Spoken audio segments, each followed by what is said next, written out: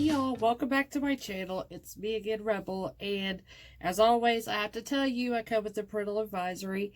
I tend to cuss like a sailor, and I could also talk like a pervert, so if you ain't into that, exit stage left. You ain't gonna hurt my feelings none, because I know I ain't everybody's cup of tea. So, as you can tell by the title, we're gonna be talking about fall time. Yes, it's time for those palettes that have the fall feels to them, and so this is, well, I should say makeup, not just eyeshadow palettes, but makeup in general. And this is when I get the feels and the tingly feels and everything, because I love this time of year because I can go really dark and dramatic. Not everybody has to though. There's not everybody's like me, but this is just a great time of year. So I'm going through my high end stuff and showing you what I think. This is just my own opinion. I'm not a makeup artist by no means. I'm just a makeup junkie. So, this is just my opinion. What I feel is the best fall palettes. And like I said, this is going to be high-end stuff. So, I'm going to start off with palettes that are probably a little toned down, I guess is what you'll say. I'm going to start off first with my Naked Cherry. I think this is a really good wearable fall palette. For me, though, it's like I wear this color year-round. This is just actual nudes for me to wear. But I think it's a really good toned-down fall palette to wear. It gives you kind of the warmer tones, the berry tones, and just a really good palette for fall to go transitioning into fall.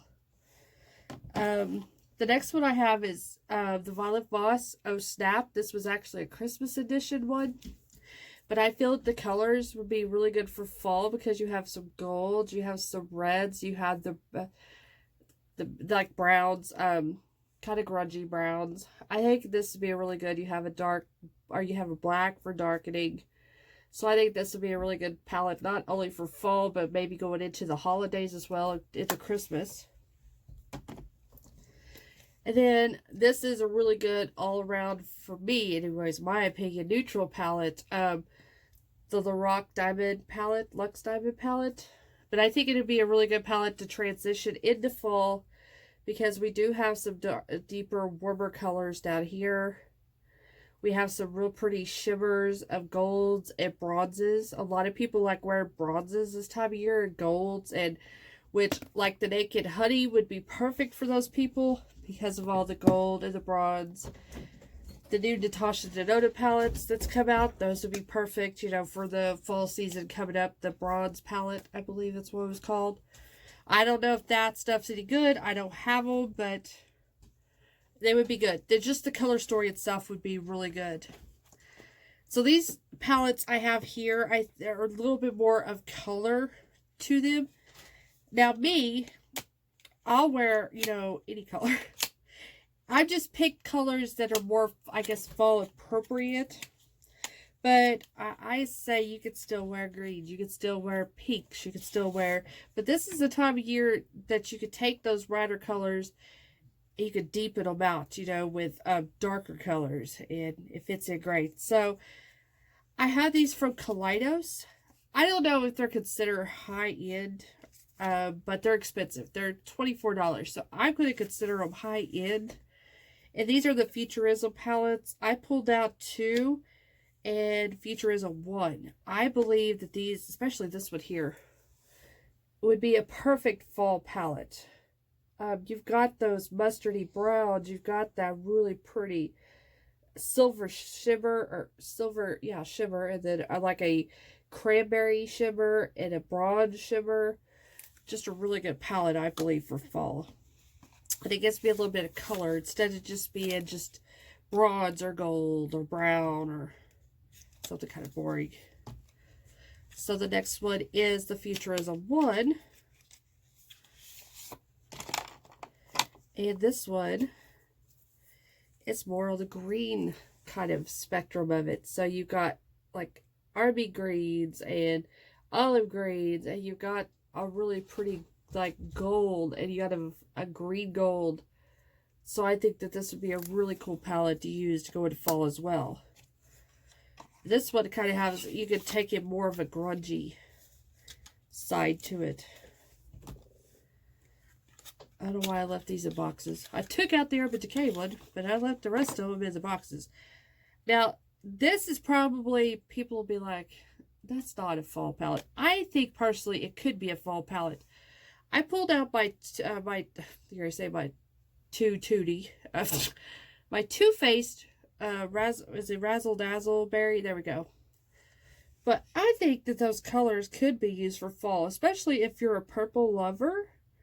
You've got some deeper, darker colors. You've got, you know, your berry tones, your warm tones. You've got your bronze color. I think it'd be a good color for fall. And it'll give you a little bit of color to use for fall. In that same token, I pulled out my pineapple. I think this pineapple palette would be a very good, probably more neutral, but a good fall palette for, well, a good fall palette for fall. A good palette for fall. There we go. I don't know if you could still find these. Maybe at TJ Maxx or somewhere like that. But this one is really good for neutral and everything else. But I think with that really pretty bronze gold color in the middle, it would make a really pretty fall palette. And what's really cool about is like colors like these, then you can really change it up with your lips. So you can wear a neutral eye and maybe go for a black lip or a dark plum, you know, or dark green, you know, something that's really deep in tone by using a neutral eye. Then my last palette I pulled out of my high-end collection, I'm going with the Nabla, the Cutie Palette Wildberry. Once again, I think it has the colors. Some could argue this could be a spring palette, but I think you could also transition this into a fall palette with these berry colors, the deeper color. So I think you could use this into fall. So with that being said, I pulled out lipsticks and stuff that I think that are high end, that I think that would be very good for fall, which one of them you already seen. Black, this would be the perfect time to use blacks if you're into black. I actually like a black lip. I think it's actually pretty. So you could do, you know, neutral eyes with a black lip. You could kind of do these colors like orange with a black lip at this time of year. It's perfect for that. By the way, this is Kat Von D. This is the Everlasting Liquid Lipstick, which I got several of them. I pulled out all my vampy colors. So this time of year, you could go reds, you could go berries, you could go browns, dark brick reds.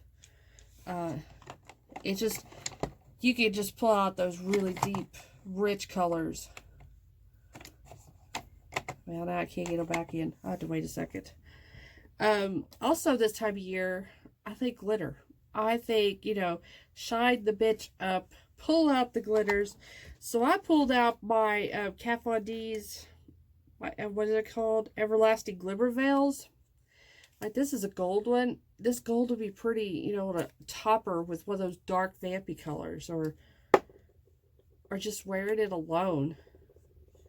I have like an orangey shimmer veil. I mean, it's just, there's so many just endless possibilities. You don't have to be so neutral. And that's what I like about this time of year. You can really pull out these really cool colors. Like I said, I was just trying to give you all ideals, you know, going into the fall.